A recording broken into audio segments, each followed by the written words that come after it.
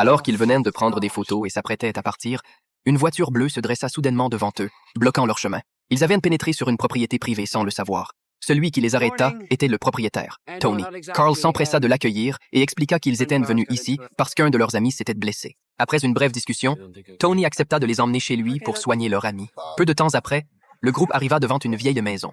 À leur entrée, la porte se referma derrière eux. Ils s'assirent, mais l'un des hommes de Tony, un jeune homme nommé Mike, les fixait d'un regard inquiétant. Tony, voyant cela, se fâcha et ordonna à Mike de sortir pour se calmer. Wendy, visiblement mal à l'aise dans cette maison inconnue, s'éclipsa pour aller aux toilettes. Dès qu'elle entra, elle sortit précipitamment son téléphone pour appeler à l'aide, mais malheureusement, il n'y avait pas de signal. Après le départ de Wendy, Tony servit du café aux deux autres, Mary et Carl.